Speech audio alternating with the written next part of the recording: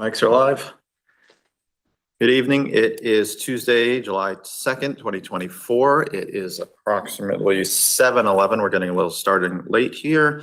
I'm going to call to order the Permanent Municipal Building Committee Ordinance Review Subcommittee.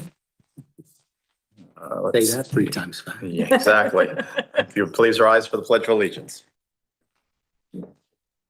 I pledge allegiance to the flag of the United States of America and to the republic for which it stands, one nation, under God, indivisible, with liberty and justice for all.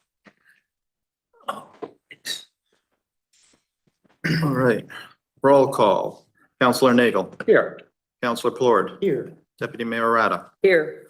Mayor Trister is absent. You have a quorum. All right. Public participation for anybody in the room or on Zoom that is interested in speaking this evening. We have no one on Zoom, just so everyone's aware. Bill McCarthy. Have you head up to the chair? Join us. Make sure I've got that turned on. Just check the button. I think it's on. Little green, Oh, yeah. little green light. Bill McCarthy, 206 Churchill Drive. I just wanted to come by and keep an eye on you guys, make sure that I know what's going on.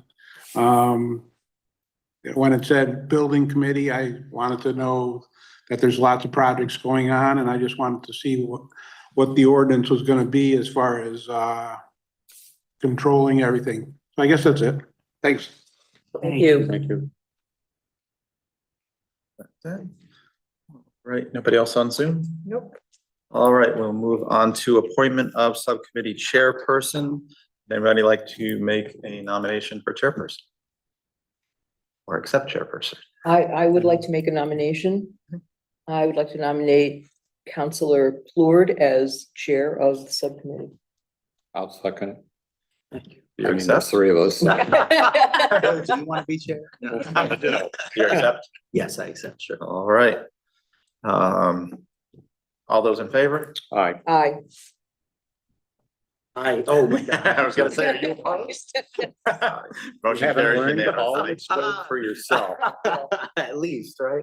All right, Aye. at 7:14, I turn the meeting over to you, Mr. Chairman. Okay, thank you. Can I sit here? I can still sit here. You still right? can if you'd Okay. like, or if you'd like to move to the center chair, you can do that too. You have, I didn't you earn have a that. gavel there. I'm good. You can- I'll use my phone. That'll be it.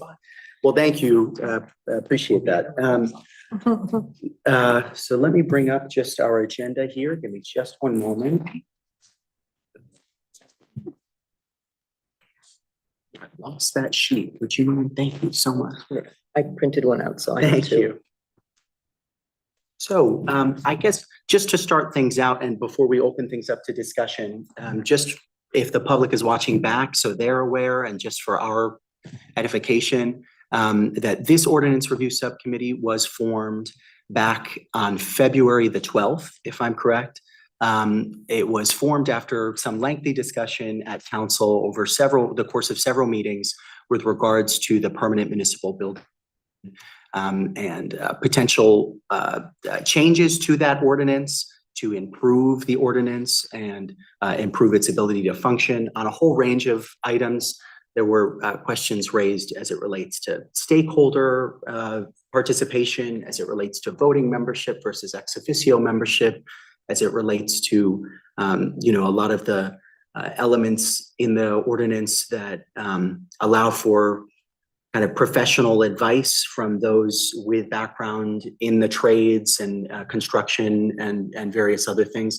And so that, again, that conversation led to the creation of this ordinance review subcommittee.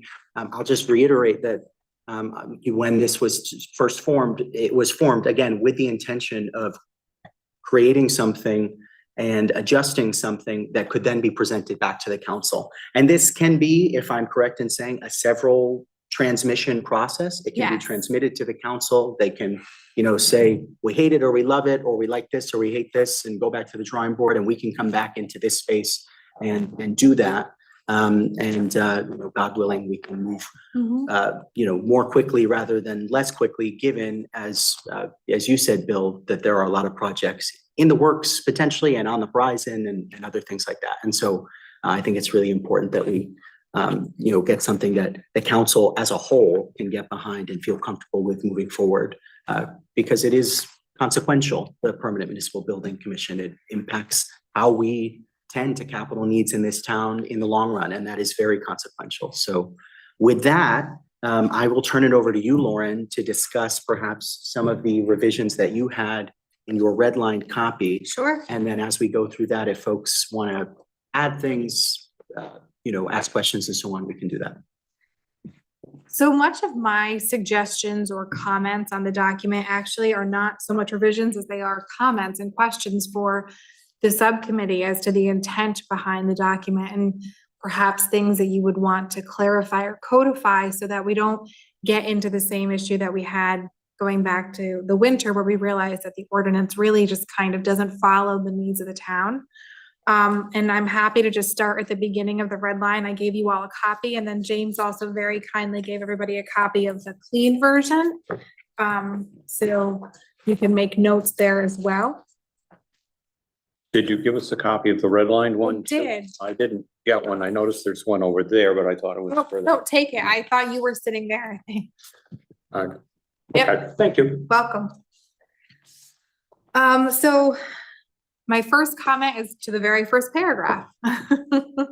I just had some thoughts about, so it starts with, just for the public, the commission shall be responsible for the execution of major construction and maintenance projects for the town.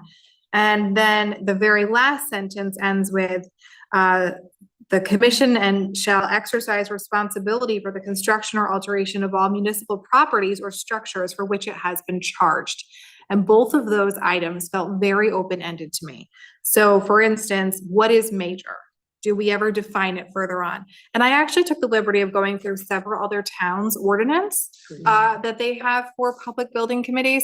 And I will tell you that a lot of what is in here is lifted from other towns. And this is what we do, right? We don't need to reinvent the wheel when we're creating ordinances because there's so many examples out there. So a lot of what is in here is considered pretty standard for several other towns that have permanent municipal building committees.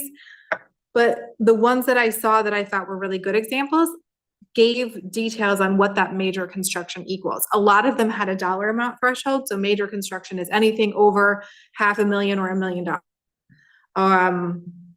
Major construction or anything above routine maintenance is anything that requires a referendum. Just something that kind of gives it a cast so that we're not sitting here for every single project saying, ooh, does that qualify as major construction or is it more routine? And I say that because further on in the document, I'm just trying to look for it really quick. There is a section that I think almost makes it look like all facilities projects, even capital, would have to come to the permanent municipal building committee. It's the second page. Is it? Oh, it's already on the second page. Sorry. I thought it was further in. Yes. So 8 says, let's define major maintenance, right? And it says, include projects that are capital in nature, that is having a useful life of 7 or more years and an estimated cost of more than $25,000, or such other amount as may be established from time to time by the town manager and subject to approval from the council and in writing addressed to the commission. So we kind of define major maintenance, but not what's major construction. We should definitely define that. What is major construction? But also I think we need to look at what is major maintenance. $25,000 is a very low threshold. And that may be something that impedes the efficient running of government as far as our facilities department goes. I did ask them to weigh in on it. I know that they were going back and looking at ways that they think that this could be fine-tuned. So it's definitely not something we have to decide tonight, but definitely something to consider. Go ahead. If I could, and if it's all right with folks, maybe this is how we can do it, just kind of jump in when you. Yeah. So just with regards to both of those things. So, I mean, I'm going to tackle, I think the easier question in my mind, or easier part of your question on the first page in my mind, which is with regards to if there are times when the commission would not be charged with a project. That was, yeah, my next. And I think we can have a discussion about that. I think for the purposes of this commission, ideally, the council would not be able to exercise the kind of discretion that comes with deciding whether or not a project should go to the building commission. You know, the strength of a commission like this, I think, is in being a universal body, law of the land, you know, for lack of a better term. And, you know, I would shudder at the thought that the council could say, well, we're gonna, you know, send this over, but not do this and that kind of thing. And so the only thing I think that could create that kind of stipulation is as it relates to cost and as it relates to a cost threshold, which brings us back to the discussion around defining maintenance and the discussion around defining major construction or major maintenance and major construction. And for my part, you wrote here, you said that the previous ordinance, the old ordinance, I should say, was 250,000. Yes, So that was the old ordinance prior to the formation of the commission? yes, that was the old ordinance that allowed for ad hoc building Sure. committees per each project. That this ordinance now makes that other one obsolete. But I just wanted you to know that the former regulation was that the council could create an ad hoc building committee for a particular project if that project value was in excess of 250,000. No, my understanding is the intent of forming this was to do away with that Correct. and to make it more of a professional central building committee. But you're And- just saying we need to you think we need to redefine that in more specific terms? I think we need to redefine what they would automatically be charged with. So that goes to both my comments in that first paragraph. One, defining what those projects would be. And two, to Matt's point, I think you said it in a way that I wasn't getting across as far as for which it has been charged. I believe the intent of this ordinance was if a project meets these three metrics, it is automatically charged to this committee. Yeah. Whereas I have that language of for which it has been charged, because then I think we have to sit here every single time and decide if we're going to charge the committee and what stops us from charging this committee with a project. And so if we define these things will automatically trigger this committee, then we get rid of both of those items in the first paragraph. So if that is a dollar threshold, which again, $250,000 was the threshold prior, I don't know how old that language was, $250,000. If it's, I'm making this up, but if it's from the 80s, 90s, that's a lot different than 250 in today's dollars. So we may want to just consider what would that threshold look like? What would we, this is basically saying, what would we give the town manager and the department head the ability to oversee, like GC, versus what would we send to this outside group of volunteers in the professional scope of the work to oversee? And so it's just creating what that is. What are those metrics? And I know it, I'm sorry, No, I know at least the amount goes back more than 15 years, having off and on been on the Yeah. council and dealt with this. Yeah. So, I will tell you, like I said, from the other towns I saw, that dollar amount was $500,000 to $1 million, depending on, I think, what their budgets were. and we've increased the prices, the limits on other things Sure. because of the economy and so on. A minor little thing, within that paragraph, Mhm. think of it. I looked it up and I know the meaning of the word inure, but I doubt many of the public or So other. glad know. you brought that up, because that was that was another one of my comments, but I was like, I don't want to just be so nitpicky. But I 100% agree with you, because I thought the same thing. This is not, we don't have to be so legalese in this, because we want the lay person to be able to understand what this document is and what it means. And it has 2 or 3 different meanings. It might. And kind of almost contradictory definitions if you were to Mhm. look it up and then, Mhm. yeah. Mhm. So in this case, it means those things that are accustomed to the committee, right? So we can just use a word. That are people attained to know. the committee. Yes. Yeah. So I would change that word to other kind of Yep. language if we change anything in there at least. See, my English background, English teacher background has Came in never handy. gone away. Absolutely. just with regards again to that section, I would agree that, well, and I guess this is section 8, but I would agree that the $25,000 does seem quite low, Mhm. but we don't want to have a proposing body feel as though they have to come to the council when they want to put a whiteboard in their office. But it should be, I think, sufficiently low that when there is when a department intends to expend funds in ways that, and maybe this is the start of some kind of language or some kind of rule, but when there are funds that, and it says it at another point in here, something like impacting the function and et cetera of that space or of that department and its use, or I'd have to go back and borrow the language for just cohesion's sake, but something like that. And that number could be, I don't know, $100,000. But it's not so low that it is Yes. kind of absurd, but And- it's high enough that it still envelops a great deal of Yes. expenditures. And just so, because this is public and so for anyone watching later on, I think we also just want to make that point that anything in the CIP budget is approved through the council. Mhm. So it's not like it's not like a department head has the ability to just go spend this money and there's no checks and balances. There is a checks and balances because the funding goes into CIP, which you all approve at the budget process.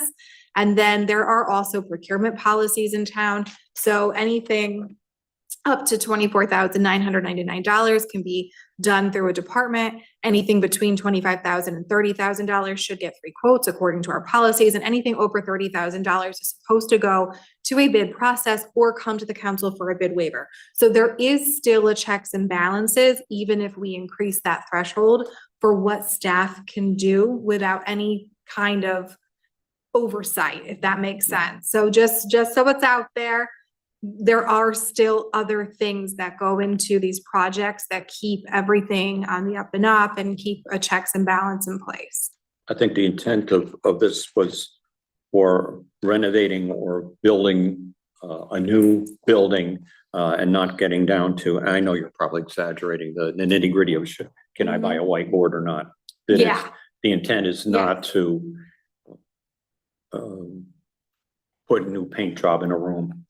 Yeah, Yeah, this is, and then we get back to, I hate to use the term major, because what does that mean? Yeah. And that's, I think we have major maintenance. We have to define as part of that glossary, major construction. Construction or renovation, Yeah, yeah, because Yeah. even maintenance gets you in kind of a quasi, we might know what that means, but yeah. it's a term that can be used very loosely. yeah, we could say Renovation and construction. yeah, major construction, including renovation of, Either way works. yeah, because it's not only renovation of existing buildings, but it's construction of new property as well. Mhm. I found that other language. Or as well, additions, I just which came to adds mind. another too. layer to this. It says major changes. So we have major construction, major maintenance, and major changes. 11.2 under building project procedure says major changes which will affect the function or size of a town facility or building project that arise during construction shall be referred for, I can't read my handwriting, to the proposing body and to the town council and so on. So yeah. Where are you it's just- looking? That was building project procedures. I think I may have said 11, my mistake, L2. Section L, subsection 2. Mhm. But it's just to say, again, to add to the discussion that there are terms that should be defined. So I think it is definitely worthwhile to continue reviewing what other towns' thresholds are. And then, continue workshopping here in our discussions. Is it renovation? Is it, what does that look like? So we can just clarify that a bit. And this also speaks to consistency in language, Mhm. that we utilize a term and then utilize it throughout, and that it's gonna Yes. mean the same thing, Correct. whether it's All on the page 1 times or it's page here, 10. yeah. Absolutely. Exactly. And I don't know if if you've had an opportunity to look at what other towns are, how they're defining, major construction, Mhm. but that would be helpful too. Yep. Again, we don't need to reinvent the wheel. If other Yeah. town, if other towns can provide us with something that we can look at, and then determine whether or not it's going to be suitable for our purposes. And of course, the cost thresholds, if they have any, Yeah, so we can look at a list and not just try to second guess to determine Yeah, what, the economy or inflation has done over time since 25,000, how it's what's proposed. yeah. Great. Everybody all set with that first revision as we continue the conversation? Well, that's a beginning. If we have more information. we can- No, yes. Yeah. you know. So I will, what I'll do is, you know, after tonight, I will, anything no, that you yes. agree to, I'll put it into an official red line. And anything that we're talking about that needs more information or the examples from other towns, I'll get those over to you before your next Okay, meeting. you don't have to inure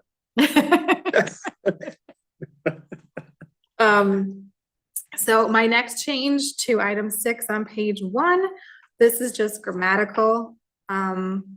I just thought we'd want to change the wordings for items 1 through 5 are more verbate, like a verb at the beginning, you know, to execute, to Mhm. authorize, and then interim status report shall be provided. I just made a change there so that we keep that language consistent.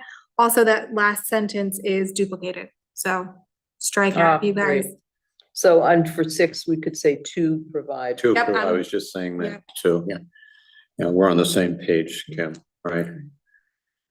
So if you guys are okay with that, I will Oh, make like. that to provide and then strike out that second, that. You've got sentence. the two editorial Yeah. nerds here on the council. Well, I have a degree in English also, so I Okay, am okay, here there you for go. it, yeah.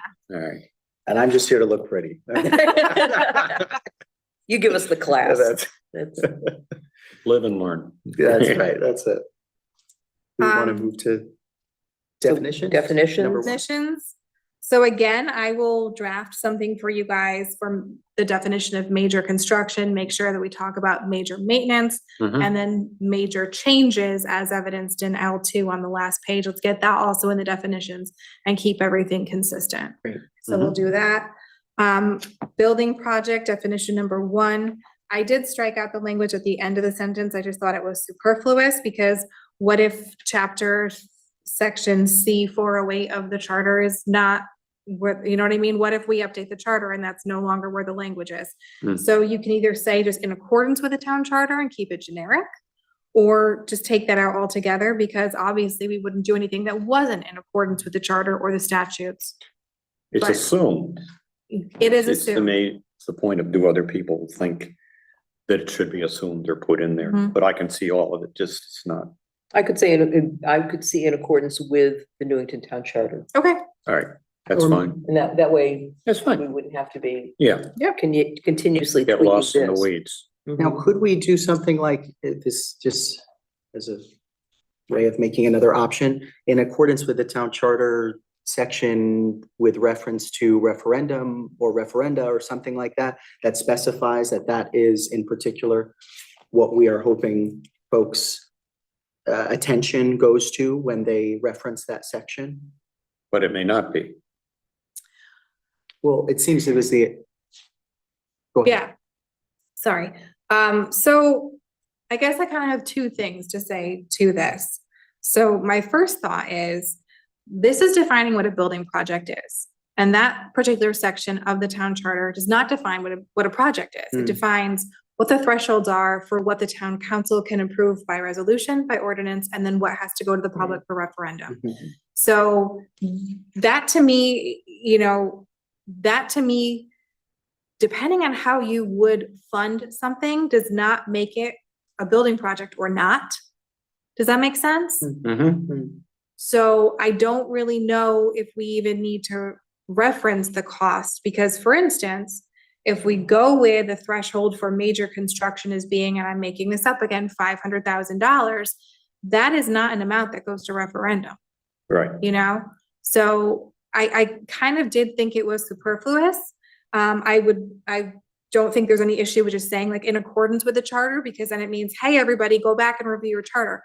But there is nothing in the charter that says something that costs a particular amount of dollars makes it a building project or not. Sure. Mhm. So that was, kind of where I just wasn't really sure why that was in there and why that was tied into what a building project is. Makes everything get into the weeds even more, so.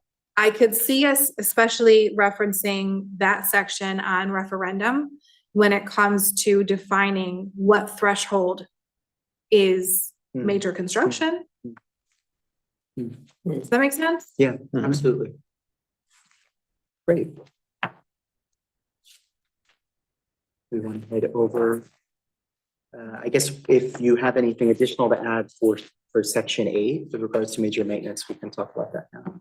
I don't have anything to add. Like I said, I did send this over to facilities and I asked them to give me their thoughts on what that threshold dollar amount would be, especially as it pertains to more projects that are more capital in nature. And just, I also would like them to let you all know how many of those projects they do a year. Do you know what I mean? If we're only doing 2 or 3 capital projects over $25,000 to buildings, or facilities or, properties that we own, maybe this isn't such a hang up as I think it is. But if we're doing 10 to 15 things that are considered just above routine maintenance, and now they'd have to go to a committee, we want to be everything as transparent as possible, but also we don't want to mess up that efficiency of running a day-to-day government. So we're So- waiting for their response. I'm waiting, for Okay. them to get back. That's good. Great. Next page. Next page. And obviously folks, you'll find other things, shout them out. Yeah, and this is just, my first initial pass through with this. So obviously you guys will meet again and we'll go over more changes. And if you guys have things that you want to incorporate into a red line prior to the next meeting, you can send them over to me and that way we can all review it together. I did make a change in 5. I just took out a comma. So you guys decide if you're okay with that. Absolutely not. No. I have something that I would like to suggest, shifting from ex officio to make it number 7, and that the fire department. That we have the library, we have the Board of Education, and I would suggest that number 3 under ex officio, that the fire chief and the chairpersons of the Board of Fire Commissioners shall serve as whatever the language, I'm looking back at the language. Yeah. Essentially what So- I'm suggesting is that the way it stands now, they have voice but no vote. And Correct. I would prefer, and I would strongly suggest that they have 2 voting members. So, just to that point, so item 6 here with the Board of Education, that is not currently in. I put that in. Oh, I know, Because- I yeah. know it wasn't. I So- remember that, and there were, I'm going back to Yeah. when we looked at the current ordinance, and there were some things that I had concerns over. Yes. Now, would that also, again, without bulleting this to Mhm. death, I do think that with the fire department, to have voice and no vote doesn't make any sense to me, when we're talking about significant construction of a public safety complex, essentially, and who better to, as the Board of Education would have a vote and have information. I would Mhm. suggest that the fire department as well. Now, do we also then turn to the police department and include, because they're not included They're anywhere a here that town I've seen. department. The So what? they're a town department, even Okay, though they are kind of their own island over there, they are still just only a town department. okay. I hear what you're saying. And that is why I moved that language for Board of Ed to have 2 members. I think the reason why it wouldn't be for the fire department, the fire chief or the chairperson, is because to keep consistency With the town side, it's not the two people in charge, right? It's not the mayor or the town manager. They cannot have voting rights because they're already in charge. Mhm. Then, And so the same thing with the Board of Ed. It wouldn't be the chairperson of the Board of Ed, and it wouldn't be the superintendent. It would be two other members. yeah, I'm not, So- yeah, I guess But I think we can say I would the say fire fire department, department yeah, can it nominate two wouldn't members on their behalf, something like that, yeah, and on projects that deal with fire department property. yeah. It does Just to get keep tricky because consistent. the relationships that we started mentioning now, and we have before, when this kind of topic has come up, is different depending upon what you're talking about, the fire department, the library, Yeah. the historical society, that they all have different kind of relationships with the town, Mhm. which affects why they should have input or not, or are they, as you just mentioned, the police department is the department of the town. Mhm. And shouldn't have extra voting members as opposed to any other department. I don't want to start adding because then people think I'm going into the weeds or getting political, which I'm not, trying not to. So, I have a suggestion to this point, because I think it's really important. And, you know, I think it's one of the reasons why we've informed this committee was to discuss this question. So I wonder if we can't accomplish what it is that we may be wrestling with by being less specific.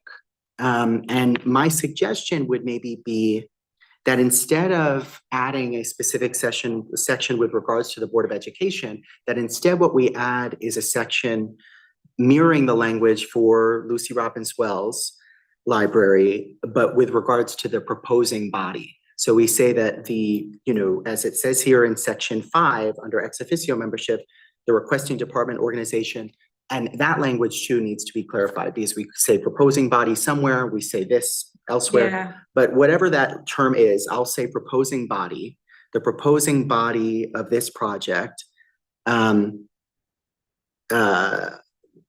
shall have appointed for any project affecting, you know, that they've proposed, or some language around those lines, 2 voting members appointed to the commission by the town council. And so if it's, for example, a project with reference to the fire department, Mhm. they appoint their 2 members, whomever they might be. And we could still, to this very important point you make with regards to leadership versus rank and file, whatever it might be, we can still retain perhaps the ex officio membership for the fire commissioner. yeah, and we can say Fire 2 chief and voting chairperson. members excluding ex officio membership is low. Exactly. Yeah. And so, and that could also apply, I want to be very clear about this. I'm sure we could find some way to create this in a way that does not then only allow the library to have 2 voting members, but Yes. not ex officio members. We could add a section with reference to ex officio members for them, perhaps the director of the library and the chair of the board of trustees. And so they could also, you know, retain the same right to both voice and vote as any other proposing body. And we could do the same for. The for Board of difference Ed. though, Yeah. with the library has to do with the relationship of the town Sure. with the library. No, understood. That the town does not own the property that the library is on. The library was, before this form of government came into being, the library was a free library.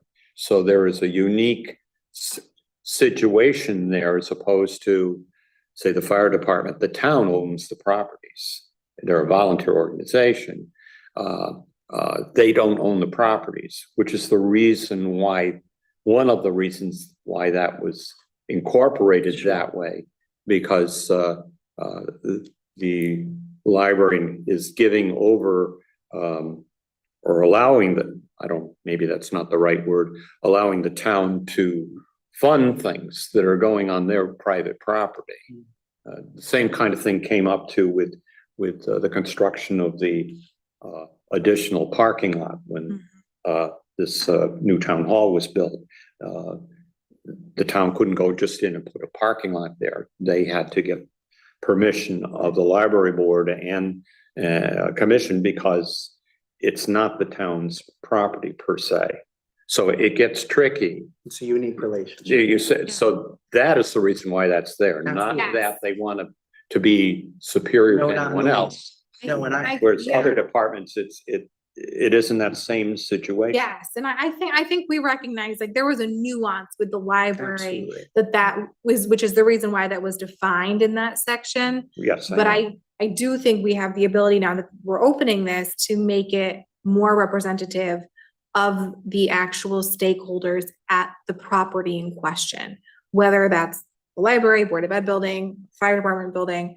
And I will just say the reason why the Board of Ed was on my brain, obviously, is because of Anna Reynolds being on that, you know, is onto that ad hoc building committee. We have 2 members of the Board of Ed on, which I think has been really valuable for that committee to have membership and voting representation from the Board of Ed. So I do apologize that I didn't pick up the other thing down there with the fire department. But I think these were all really good conversations and good notes. And I will draft some language that we can put in both sections, defining those additional members that would be allowed for specific projects. And then also defining those ex officio members for the library that's consistent with not the people in those 2 leadership roles. Do you think this is opening something to other departments, which I won't mention, who will want the same kind of recognition that we have not been talking about? Well, let me just say to that question, I think it's an important question. This does not, if the suggestion that I just made, was adopted by this committee and adopted by the council, it's not as though that would deprive the library of their unique and special relationship that they have with the town. What I kind of understand it as is it would, what's that old phrase, all boats rise, or with the tide. And so, it would permit, for example, well, I'm not even going to try. Yeah, I'll be smart, just like your suggestion would do. But, another department or something like that, some proposing body, it would, again, permit them the vote and the voice that they currently do not have. And, allow them opportunity to be a party to that process. That doesn't just sit, in the chairs in the audience, but can, actually be a part of the discussion and the policy making. So I think, so long as it does not disadvantage the library and its unique relationship, I think there's no harm in bringing other proposing bodies up to the point where they are permitted vote as well. And I think that's very important. Now, again, I think the way to accomplish that is to be less specific. And I'm not suggesting remove the portion on the library. I think it's given that unique relationship that it is important and right that is spelled out. But beyond that, as it relates to other proposing bodies, I don't think it should then have a Section 6 Board of Education, Section 7 Fire Department, Section 8. Et cetera. It should say for Section 6, proposing body or whatever other generalized language that would apply to those various other entities, and then reference the ex officio below so that we can, accomplish that as well. So that would kind of be my suggestion, and we can keep chewing on the language and talking about it, but I think that would be, that's just my kind of preliminary suggestion. It also brings up, and just the comment, like, we don't need to debate this tonight, that the more people you have on a committee, the less likely you're going to get a quorum, which creates a huge problem, and it's had for other building committees, that they didn't have quorums, or even non-building committees, and couldn't go about the business of what they were there for.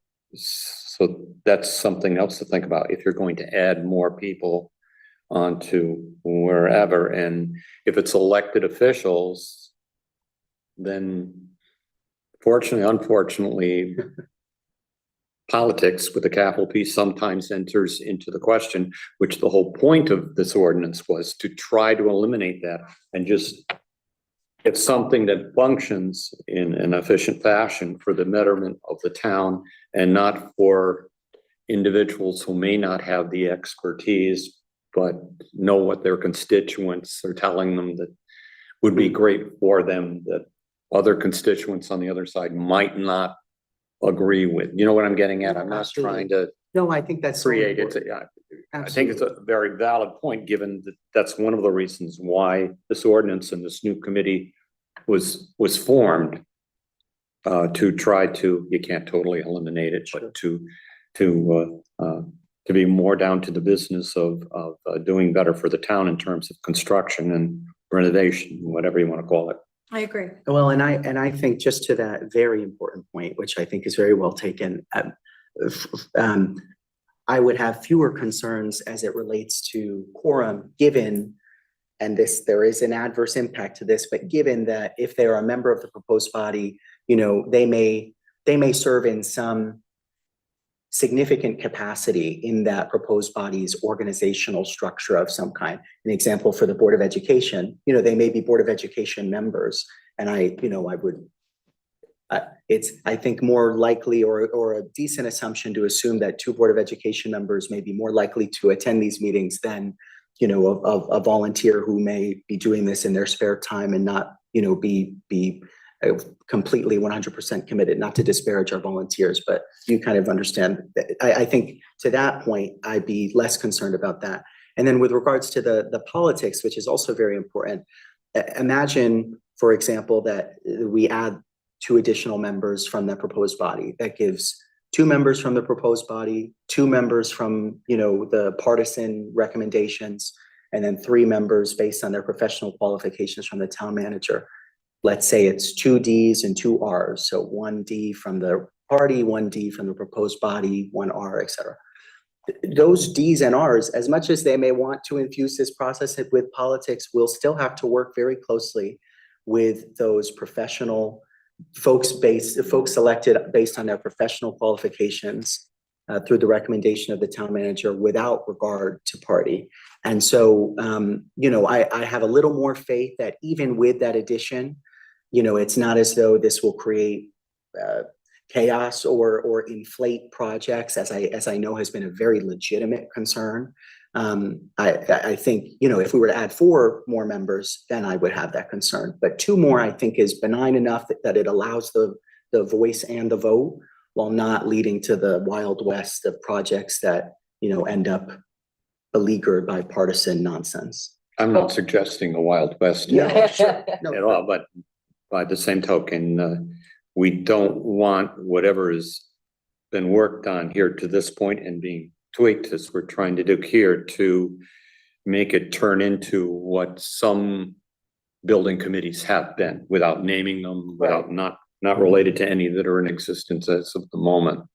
And I don't think it's the betterment, whoever's on one side or another, to get in that quandary, or to just, here's a new central one, but it's just more of the same, only a different kind of situation, which doesn't do anybody any good.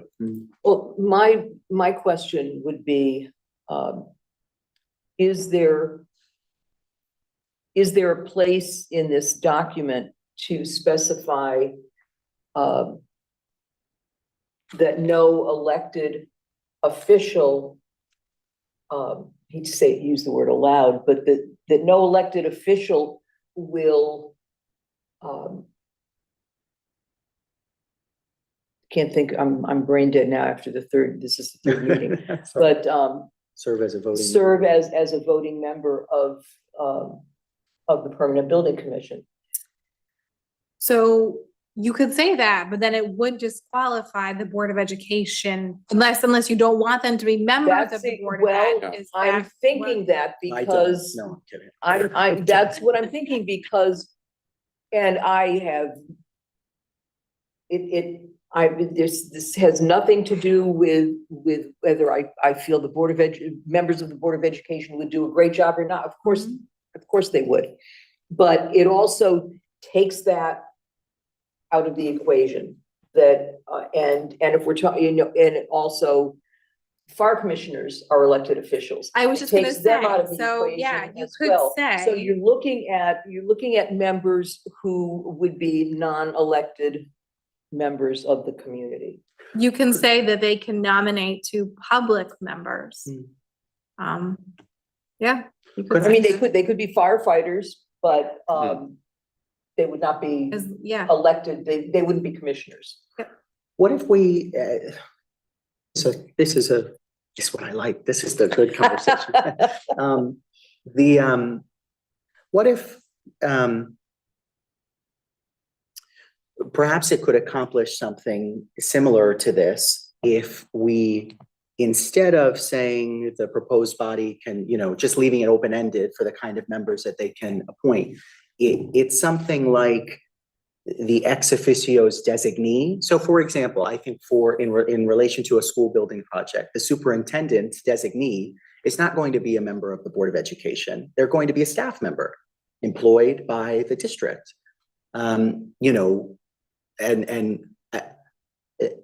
They will be there without an association to party, without an association to partisanship of some kind. So a staff member who doesn't live in town. Yeah. Oh, Would that's not right. be involved. Well, yeah, you have to be a resident. Hmm. I also would just caution that there may be things a staff member would have to recuse themselves from voting on, and it may just kind of clog up their ability to be a really participatory member of the committee.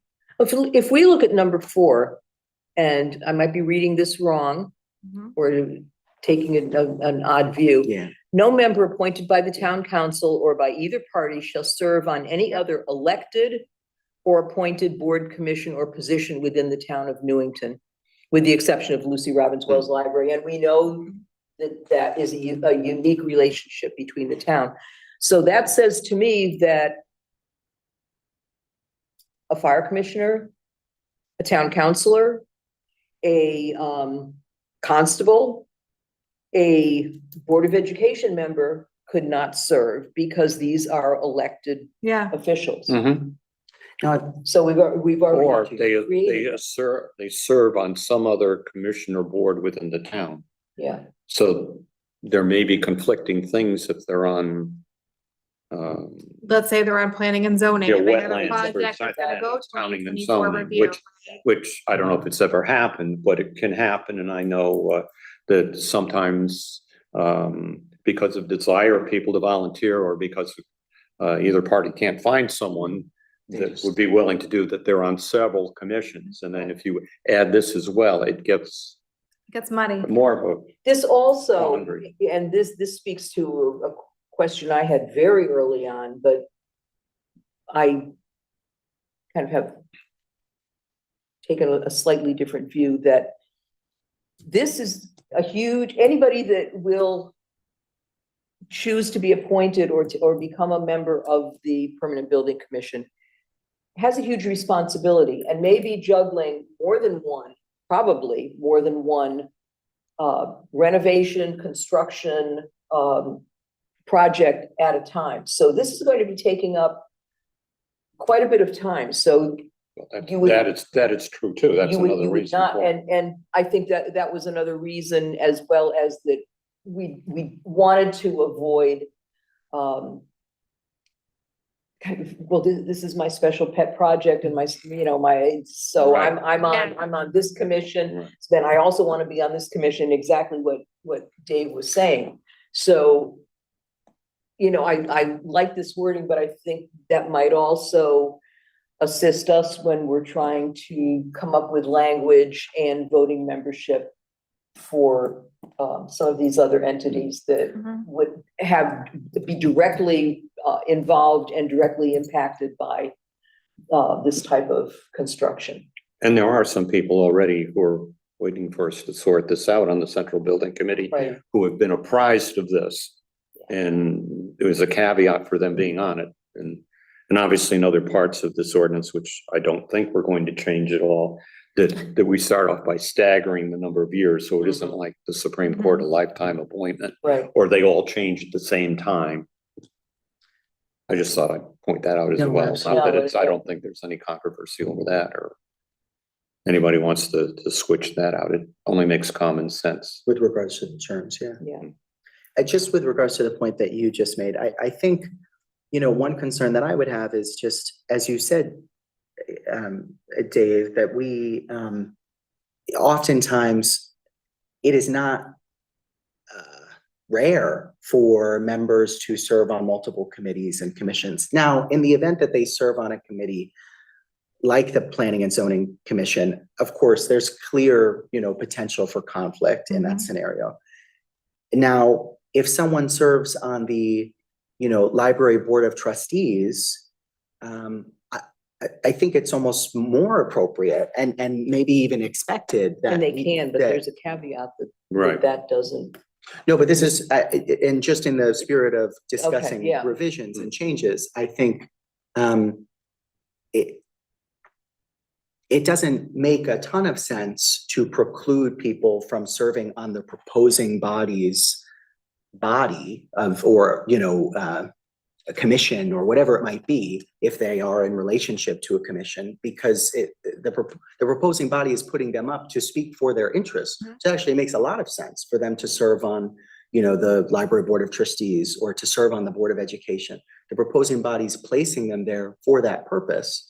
Now, if they serve on the Town Planning and Zoning Commission or, something like that, maybe then there could be language that precludes that kind of more pernicious, maybe, relationship. But other than that, I think it actually makes a lot of sense that a member put up by the proposed body would be in some prior relationship with the proposed body of some kind.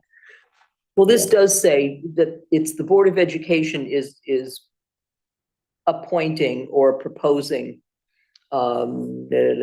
two voting members appointed to the commission by the town council. So it's not necessarily saying that two Board of Education members are going to be those appointed voting members.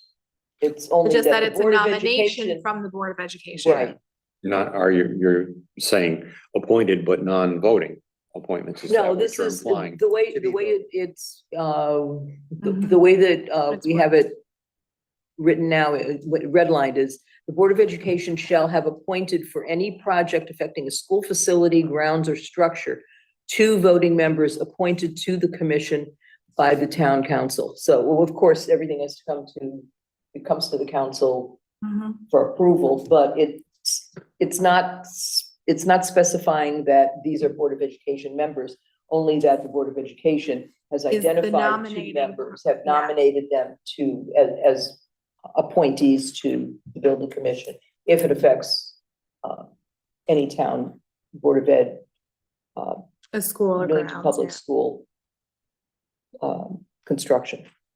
I do think, again, and not to belabor, and I know we have other revisions we may want to go through, but I think I don't think it makes a lot of sense to preclude someone in prior relationship with the proposing body from serving as a representative of that proposing body on this committee. I think it makes a lot of sense. And, whether that is an elected representative or not, I understand the concern around party, but with that being the case, what this would do is move from one Democrat and one Republican to presumably two Democrats and two Republicans and three nonpartisan members. And so there is still an even partisan split. And not to mention, there are still three sticklers for the rules in there that can make sure that, that folks don't simply inflate a project or are only invested in political interests, or not to suggest that anybody would do such a thing, but there is still a protection, a mechanism in there that precludes that from happening, even with adding two presumably new partisan members. And I say presumably because it's not necessarily the case that, I think it would be irresponsible to say something like without regard for party, because then you could have a scenario where, there are two Republicans appointed to a committee or two Democrats appointed to a committee on behalf of that proposing body, and then that defeats the whole purpose. Mhm. But if it's one Democrat and one Republican, you still have an even partisan split and three members without party, appointed without reference to party. And I think that somewhat insulates the process still from politics, but that's just my opinion.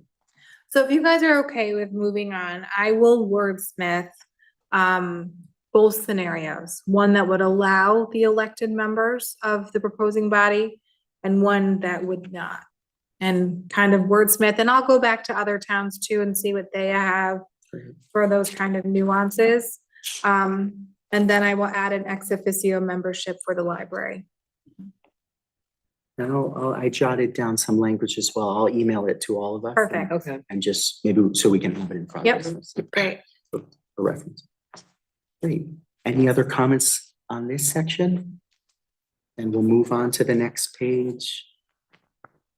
Okay, project initiation, I suggested striking the word only. So the sentence reads, any proposing body which considers that the needs of the town require the construction or alteration of a municipal facility shall initiate consideration of such need only by presenting a statement of needs to the council. I don't think you need the word only. Yeah, I agree. And I did add in some language. If the council determines that a valid need for such construction or alteration exists, and that such project falls under the duties of the Permanent Municipal Building Committee, the council shall. And I put that language in because it goes back to that first page of defining what falls under this committee and making that clear so there isn't this gray area where we're not sure if it should go to this committee or not.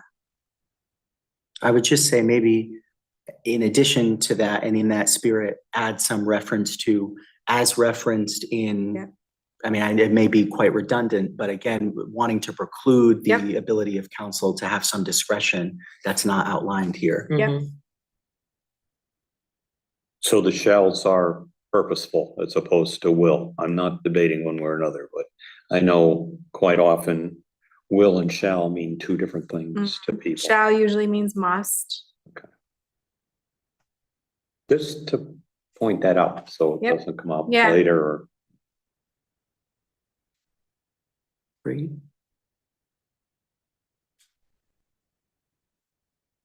Sections or item C, selection of architectural or engineering firm. If the town council determines that the proposed building project is financially feasible, and I said, or if the project is approved at referendum, do we want to add in, this is where I think we can add in some language that talks about referendum. You know, I think obviously if a project goes to referendum, in my mind, that would automatically trigger this committee. Do we, if the if the council determines that the proposed building project is financially feasible, the determination would be a vote of approval from the council. So I'm wondering if that language or some iteration of that language is stronger Yeah, like than yeah. is financially feasible. If the town council by majority vote appropriates funding for the building project, then, Write that down. okay, Yes, that sounds good. Yeah. That's Financially feasible, again, it's discretion. Yes. it's discretionary, it's Yeah, that's good. yeah.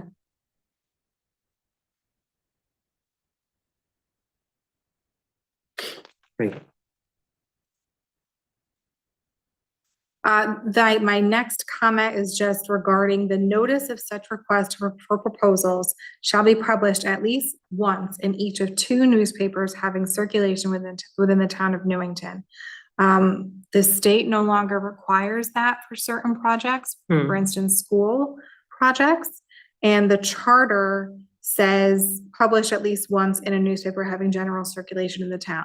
So I wasn't sure why we would make it more cumbersome in this ordinance from where we have other requirements for publishing. Why we would make this publishing at least once in 2 different papers versus just publishing at least once in a newspaper having general circulation. I'm just thinking the thought probably was the public, I haven't been notified, even though it's gone in. The Yeah, more notifications, the better, but I'm fine. but like, Either for way. instance, notice for referendum. Yeah. It's published in the newspaper having general circulation in the town, at least once.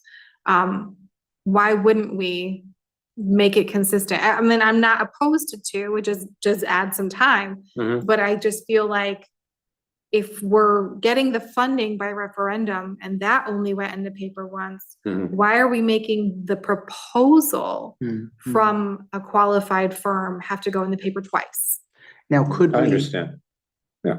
Yeah, I think that makes a lot of sense. Could we, rather than spell out once in a newspaper or, at least once in a newspaper, could we just reference that section of the charter that I deals with think public we can just notification? say, yeah, notice of such requests or proposals shall be published in accordance with the town charter. Great. And I would keep with state statutes because state Yeah. statutes may change and this way we don't have. We know that we're referencing, we have to abide also by state statute. This is true. I will We have to tell abide you- by the charter, but I think states, correct me if I'm wrong, state statutes kind of override the charter. Yeah. Am I right about that or not? No. I'm, The okay, state I didn't think, statutes, the charter overrides statute when it is more restrictive or more prescribed. So for instance, the state has, especially since COVID, considered the need for publishing in the newspaper and whether or not there are other means that can take over as being the like go-to publication, website postings for one. So when my former town, right before I left, we did a really extensive charter revision and we went through the entire charter and said publication for anything would be in accordance with state statute. That way, if the state changed, follow what they were doing. However, if our charter, which it does as of the 2022 version, it does say that it has to be published at least once in the newspaper, having general circulation in the town. So if the state were to say, you don't have to put it in the newspaper anymore, newspaper is a dying art, which I hate saying, we still would have to because the charter is more restrictive or more prescribed. So I would just say, I hear what you're saying about the statutes. So we can say, published in accordance with the town charter, and, relevant state statutes. And that way, if That one sounds good. changes, if we do a charter revision and we take that language out of the charter, great. But, we could do either or, and just knowing that the default is automatically to whichever one is more. Yeah. and this is the kind of detail that makes people want to open the charter every year. Well, yeah, and I will say, in my prior town, when we did the charter revision, I had a color-coded document on every single type of change that was made, and there were a bunch of changes that we made to eliminate things like that, eliminate the clauses that could become obsolete because the state goes and changes what they are prescribing. So language like that in a charter, I think, is always really important because it says, hey, we're gonna follow the state here, and we're okay if the state makes a change, and that way our charter isn't Okay. keeping us back here. Yeah. But that's a whole other conversation about Yes. town charters that I love, so. Moving on. I have a couple of small, just grammatical things here, the next few sentences. The town council shall select such firm or shall ask for further recommendations from said commission. I put a semicolon.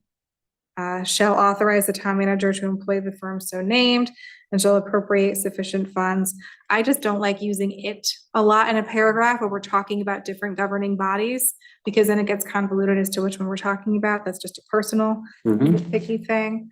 If the council disapproves of the recommendation, the commission shall make another recommendation and refer it to the town council for its action. I don't think we need to say and refer it. I think we No. just say, make another recommendation to the council for action, just kind of cleaning up some of the language. This is a really long ordinance. I will tell you, just towns' ordinances for their PMBCs, they're not nearly as detailed as ours. That was one of my kind of criticisms I remember when we first formed the committee, that and for a moment I thought, well, let's just lean into the specificity. And I remember suggesting at our meeting, well, we ought to, specify this and, and at this point in the process, exactly this will happen on the, the harvest moon and so on. And, that it is oddly specific, which I think is, ideal to some extent, because it allows us a very clear roadmap as to precisely what will occur when the town wants to pursue a capital need. But is it cumbersome? I guess we can continue to have that discussion. And I think there are probably some things that we can, pare back here. but also just finding that balance of really what you want in the ordinance is the things that you really think are so important, they have to be codified, right? Whereas items that you think or metrics that you think could potentially be different depending on what the project is, or different depending on what the atmosphere of the community is. Those things can be a little bit more vague. And so it's just deciding as the subcommittee what you think those two different item types are, and then balancing them throughout the document. So moving on down to F, revision of preliminary plans. So the sentence is, if in the judgment of the town council, the resources of the town are inadequate to finance the estimated cost of the building project, the town council shall so notify the commission and the proposing body and shall advise them of how much the cost shall be adjusted. And my comment here is, how would the town council know? It would make sense to me if, for instance, in the course of soliciting cost estimates for the project, the commission determines the resources of the town and gives that information to the council. Because this is, to me, the way that this sentence reads is like the council is responsible for determining that the funding given to a project building committee isn't enough to do the project. But that information would come from the commission back to the council. Does that make sense? I just felt that this sentence was kind of wonky to me. I think it does make sense. You know, at the end of section E, though, it does stipulate that the commission does need to submit its preliminary plans to the council for its action. I wonder if section F could, because I take your edit this kind of seriously. I wonder if it could read something like the town council in consultation or collaboration with the commission, and then add that additional language with regards to cost estimates. I think that's helpful, but just it's something that does not remove the council from the process, because it is there because it. Yeah, I just felt the that preliminary sentence plans being deferred to them. I That's felt why. that sentence made the onus on the council to know. Alone. Yeah. Whereas it's not up to you all to know these things. It's up to the other bodies to tell you these things. And then you make your proper determination on what to do with the project. Yeah. We'll have more specific knowledge as to what costs would be than we would. Usually, usually show me different things. Yep. And information, then I'll make a decision, as opposed to, oh, there are all these things. No, you make the decision for us. Well, the only reason I maybe just kind of question a bit of that is because it seems, given the great specificity of the ordinance, a lot of that specificity throughout is this kind of lobby back and forth. It goes to the commission, then it comes back to the council, then it goes back to the commission, then it goes back to the council. It does this 3 or 4 times repeatedly at various parts of the process. And I think it's, I think that's helpful, because it not only does it allow for the maximum number of eyes on this project at various points in its process. It keeps a check and a balance. So I wonder if there's a way that can be worded that, again, yes, doesn't just put the onus on, us yo-yos that we're going to figure it out, but, does kind of create some synergy between those two and expects that they will come to that determination together. I think that if we look at that sentence, we kind of turn it on its head. And have it be the commission that starts this process, rather than the town council. It would be in the if in the judgment of the commission, whatever language we want to use, and I like some of this under comments, rather than if in the judgment of the town council. We start by the commission because it's at the level of the commission that's then considering that this may not be financially feasible, and then brings it to the town council, with a presentation or with an explanation as to why. And then again, as you said, they kind of work collaboratively to make a determination as to whether or not how this or if this will move forward. Well, it seems that last bit that you referenced, that is fully within the commission's purview as it relates to the currently section F, that they will then, upon the determination that resources are insufficient, they will work with the architectural or engineering firm to determine how the cost needs to change to better reflect that. And that's after the direction of the council. And so while I think your suggestion is legitimate, I wonder if, again, there can be some synergy on that front end that doesn't externalize the council, but also does not leave the council as the only decision maker, because you're right, we do not know, and there's no way we could. But I think to remove us from that eliminates one of those really great checks and balances that we have built in, or that the previous folks wrote into this process, that I think is actually quite helpful. So I don't know what that could look like, but Yeah. Let me wordsmith this a little as well, and let me go again back to those other examples and just see if they talk about the revisions necessary sometimes as things, obviously, I think we want to preserve the fact that the council gets to say to the commission, no, you have to live within the money that was allocated, or the council will take up a vote to allocate additional funding. Yeah. We don't want to take that away from the council. Obviously, that's your purview. But I just think, but we also want to balance with the fact that the commission has been charged with determining what that cost looks Yeah. like. And so we don't want to say that the council is responsible for determining the cost, because they're not the experts in the room. Theoretically, the commission members are, right? sure. So let me try to wordsmith some things that would give a balance, but keep those nuances on the council actually has the authority to keep the project cost the same or to allocate additional funding. Yeah. Mhm. I just think I think that's right. And I think it's also, allows the council to say more than just, okay, the commission recognized that it's insufficient. They go Yeah. and kind of search for adjustments to the project, and maybe they find that they do need more resources, and the council's left, the only option the council's left with is you get those resources or you don't get those resources, rather than perhaps it would have been more productive at the start for the commission to come and say, we think these resources are insufficient. Let's work with the council on Yeah. what that number is that could be sufficient, rather than we present the number after the fact and the council's left to just say yay or nay. Yeah. Does that make sense? I know Yes. kind of. Sorry for the labor. No, you're And fine. I was You- I was changing. Again, I was flipping it on its head. If in the judgment of the commission, the resources of the town are inadequate to finance, blah, blah, blah, blah, the commission notifies the town. It's. Mhm. I mean, And then the it's just- town council takes it up for consideration. Right, and I like the next sentence after the redlining.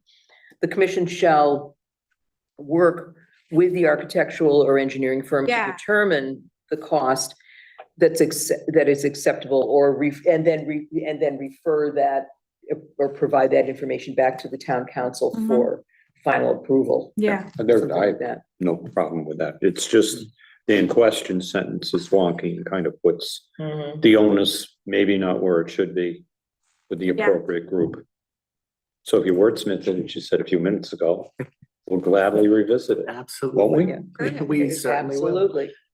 Could I, if I might, could I go back to the previous page? I'm so sorry. Just a couple things, while we're on that Yeah. page. So with regards to section 3, this is in composition, so this is the top section 3, that's any vacancy. Do you know what I'm referring to? Mhm. Any vacancy in the commission. Yep. I didn't see specified there, as it is elsewhere, that vacancy is subject to the filling that vacancy is subject to the approval of the council. So, I know that the relevant appointing authority, for example, in the case of the town manager, when they were first putting up that appointment, it was subject to the approval of the council. But Yep. say there's a vacancy, this would seem to suggest that the town manager can put someone in there without regard or without needing the approval of the council or the proposing body or whatever it else might be. Now that you've said that, yeah, so it really should say, in keeping consistent with the other items on this section, any vacancy in the commission shall be recommended by the relevant proposing body, right? Mhm. And then something, And approved by council. so that was just one item. Okay. Another one was just with regards to the, this is with regards to the part, to the term, and it's not to suggest changing the years or anything like that. It's just a clarification. So let me make sure I'm in this is section 2 at the top. Yeah. With regards to those recommended by the party, there's this kind of novel way that they've appointed. They shall be appointed for a year, and then once that Mhm. expires, then they can be appointed for a 3-year term. I just wanted to, and those who had worked on this prior may know the answer to this, but was that intended as it relates to the seat or to the member? And how I mean is, we're starting this for the first time. We Yeah. want to make sure it works right. So we're gonna start with just a 1-year term for that seat, and then that seat will be subject to 3-year terms in the future? Or is it me, Matt Plord, get appointed and I serve my 1-year term and, And you then know, the I next pay my person dues, comes in and serves a and then 1 they year. serve a 1-year term again? Or what was that in I reference think to? I it don't think was, it's and clear. Dave, I It think you shifts. referenced that Yeah. before, it was to have It was to overlapping stagger terms. expiration. So everybody, it expirations doesn't expire at the at same time. And I also think the inference is, if someone's term expires, it doesn't mean that they can't serve again Sure. with the approval of all the appropriate Yeah. bodies. So every new member, that This clock would is- start again for 1 year. No, That's what No. I'm- No, no, That's no. not right. This is, and it should say, This is the initial initial- of the. yes, it should Of the say the commission. initial term Great. shall be. Mhm. Because the point of this, yes, is that everyone eventually will have a 3-year term. But in order to keep all 5 members from expiring on the Yeah. same day, you're gonna be 3 years, you're gonna be 2 years, you're gonna be 1, you'll be 1. And then that way, there's only turnover of 2 to 3 to, of the 5 members on any one given year. Absolutely. I just wanted to clarify that because Yeah. it wasn't clear. And if I'm a public member, and I think I'm on the hook for a year, and then maybe I can make a decision again in a year, this would, almost. That seems would to only be suggest if you were, If and you're you would the be very told up first. front. Yeah. It would only be at the end of the year, you'd have to make a decision, and then it might be 2 years, 3 years, whatever. Sure.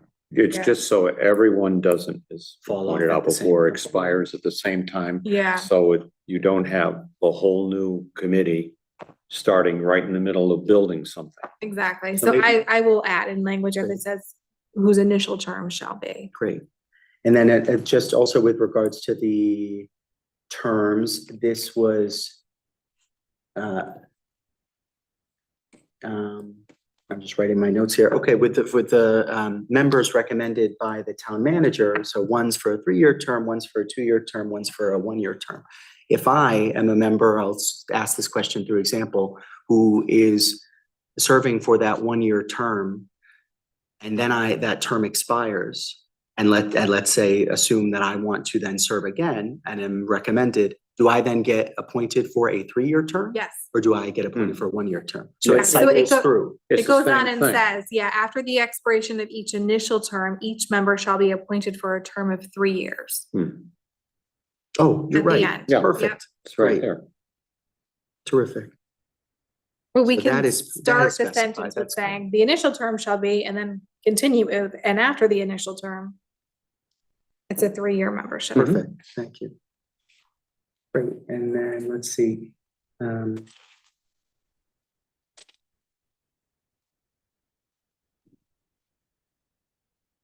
Great. Thank you. Well, Just another thing on this page was with regards to reimbursement. I thought it might be helpful mirroring some of the language in some of our other committees that reference reimbursement. I looked in particular back at the 150th committee and the language that they had, that we include that. which, would stipulate that they must report, Yeah. holistically those expenditures by the end of the year and report them both to the finance director and to the council.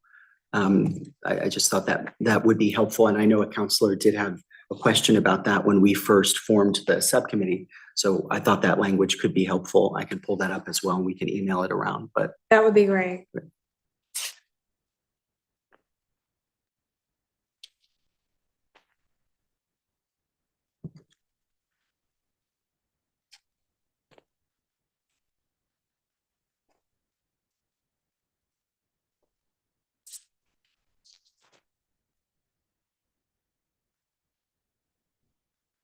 All right. Second to last page. Back to competitive bids, which is item I. The Commission shall present to the town council for review a final project budget once bids are received. Upon acceptance of a bid, the town council shall authorize the town manager to execute appropriate contracts to accomplish such construction. And I said upon acceptance of a bid by whom? We might want to define that. This is one of those items, Matt, that I brought up when we were talking about the rules of procedure for the town council. Yeah. This is obviously a pet project of mine. Just kind of trying to help you all define what you expect to come to you that's not explicitly detailed in the charter or the statutes. Because in my tenure here, I think there is a little bit of gray when it comes to, oh, should that go to the, like, for instance, I'm gonna go back to grants and beat my dead horse about grants. I came from a town where any grant that required any type of matching fund went to a board of selectmen and board of finance, and any other grant before it was applied for went to a board of selectmen. And they got to decide whether or not they thought that that was something the town should be pursuing before the application was submitted. And we don't do that here. And I think it leads to kind of some gray area where the town staff applies for grants and receives grant funding for things that maybe the council doesn't think is an appropriate project for the town, but now the grant's been awarded, right? And so this is one of those items where it kind of goes back to, if it hits the project building committee, is the council approving the bid award? Is staff, is the commission recommending it to the council, which would be my recommendation, that it should be recommended by the commission and the council would accept it. I just think you might want to define that. I would think the second, the recommendation to us, and then we make the decision as to whether we want to approve the bid. Well, how are we, for example, things will go out to bid soon, hopefully soon, for John For Wallace. Wallace, And of course, you know, when Anna Reynolds began, things went out to bid. So how was that handled? I'm fairly certain that it went like this, that the town council, that the commission recommended it to the council and the Yes. council approved it. But we have other things that go out to bid. For instance, we went out to bid on refuse, sanitation. That was a staff decision, right? Because we don't have anything that codifies what Yeah. comes. So I just feel like this is just me kind of being a nervous Nelly, but let's just, that's one of these items that we can, I think, add a little more. But funding has come through and then the council has been notified that, oh, there is grant X, which the council had never been apprised of in terms of the submission, or even, you know, the possibility that this money was coming in, and now all of a sudden, oh, we have this grant. I think one concern that I would have with regards to this is that if a grant has an urgent deadline, it's not necessarily the case that it would be efficient for that grant to come before council. And that being the case, there is a defined budget that the commission needs to work within for a particular project. And presumably, if they felt that, if there were matching funds associated with that grant, for example, that they would have to render those funds from that budget. Now, that being said, I think there is benefit in the council being notified because Yeah. the council may choose after the fact, seeing that they've received a grant, that we want to adjust the budget for the project now, given that there's a new revenue stream that we hadn't previously accounted for, and so on and so forth. Mhm. So I think it's important that the council be notified, but I would assume, and perhaps it can be specified, that if there are matching funds for some kind of external revenue stream that requires a bid, that those funds would need to come from the project budget and kind of those funds having already been approved, it wouldn't necessarily be the case that they need to come before the council just to use them. But I I don't think we're talking apples and oranges here because Hmm. there's the pot of money for renovation to, I don't know, you name it, town garage, okay? This, when we're talking about competitive bids and bids, this is now what we're talking about are the various construction entities that are bidding on our project, on the reconstruction or the renovation of the town garage, as an example. So this is not grant funding, this is the awarding bidding- the the bidding work to a process. particular entity. Yeah. Yeah. But even in that case, the building committee still has a budget for which they have been deputized the authority to use that Right. budget. Mhm.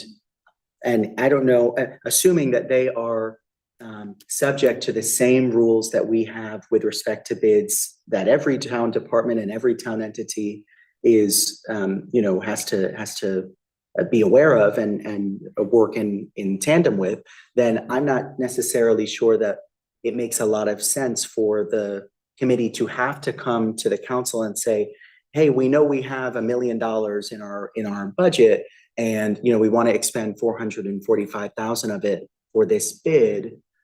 It's within their budget to do so. They've already been authorized to expend that $1 million in pursuit of this project. So long as it falls within the budget of the project, I don't know that it makes a lot of sense for them to have to come before council. Okay. I mean, with, I'm gonna go, reference back to John Wallace. We have the building committee and we have the dollar amount, the budget, and different items are going to go out to bid to different construction companies trying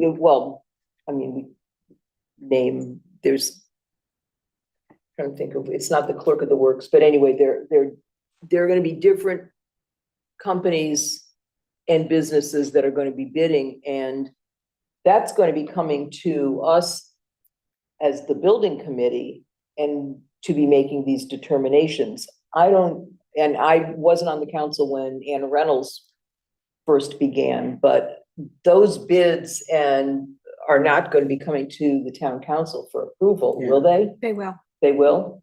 And that's Mhm. in the timeline. That is baked Yeah. into the timeline for all three of those RFQs that went out Okay. today. Yeah. Yes, they do. But again, Well, instead of upon acceptance of a bid, maybe then what we need is language that, again, goes back to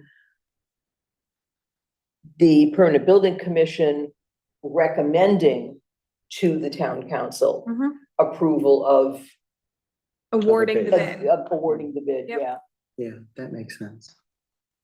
Because the bid isn't being accepted until the council approves it. Correct. That's right. Just really quickly, does anybody have a computer charger? I do, yeah. you Good, can because I have 17 minutes left on my battery and I don't think we're gonna be done. I got you. Thank you. I can run it over.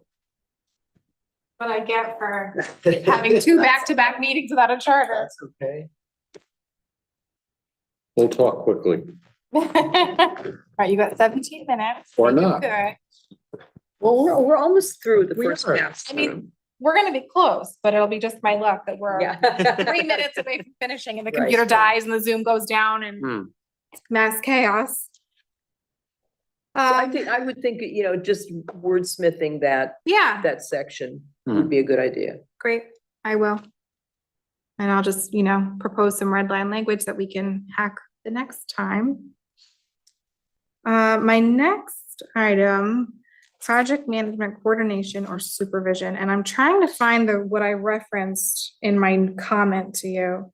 The commission is unable to report to the council the name of another candidate, so the commission comes to the council and recommends a candidate for project management or supervision, and the council says no, they don't approve it.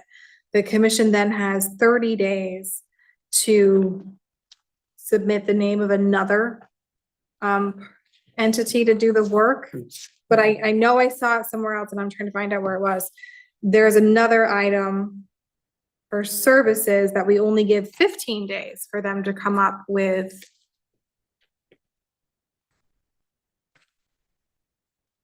Is there a particular reason why this item would be 30, even though the other is 15? Mhm. I couldn't think of one and I asked around and I don't really, it was 15 versus 30.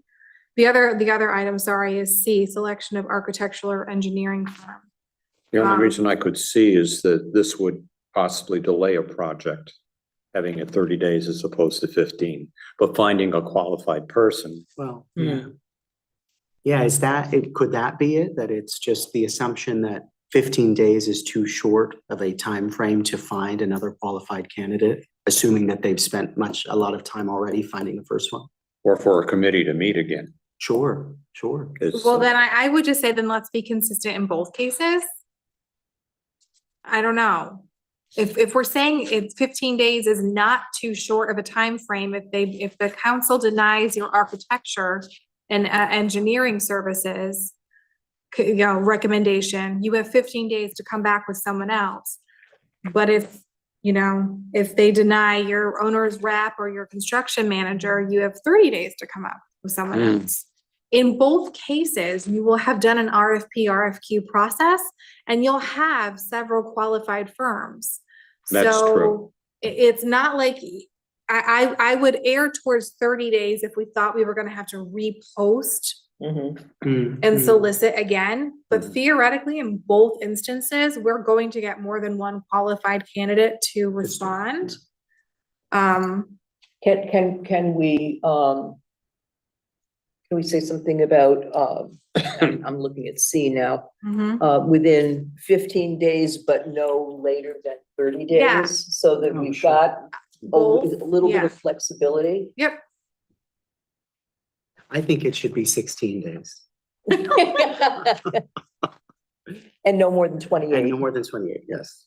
But only if the 28th day is a full moon. That's right. Took the words right out of my mouth. And if it's not February, Yeah. on a leap year.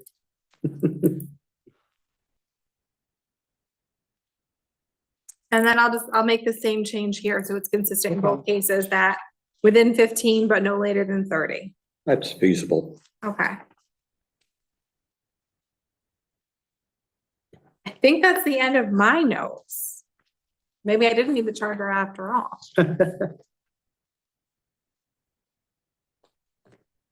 Do you folks have additional notes, questions, concerns, comments Not as at the of right moment. now? Not at the moment. I think we just probably looking at the next iteration and making sure that the terminology is consistent throughout. Thank you very much. Yeah. This was a huge effort and it really has moved things along. Great. Thank you. Do we want to talk next meeting? I Get think that'd be something on the great. calendar, because otherwise, we're gonna be doing 15 emails a day trying to figure it out. Yeah. So setting our future meeting dates.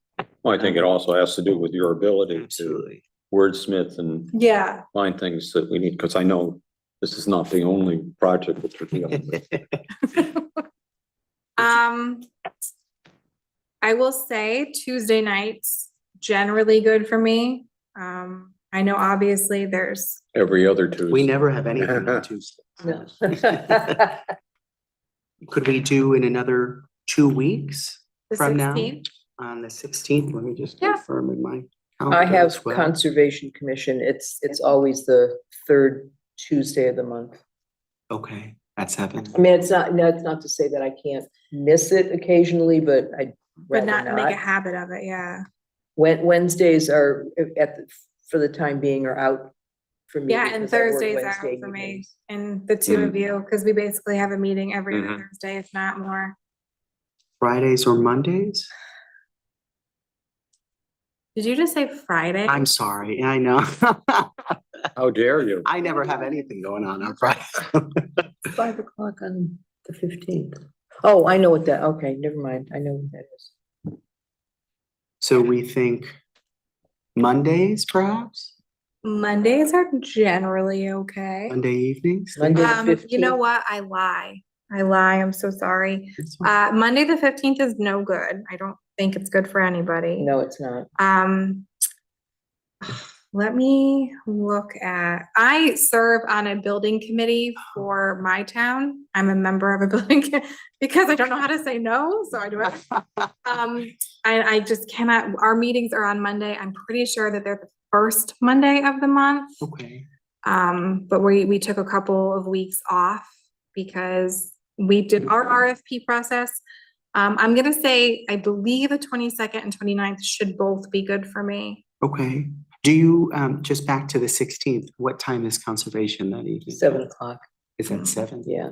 Could we I mean, if do- you guys could meet at 5 but there's agenda setting at 5. Oh, Are Yeah. you both in agenda setting? No, No.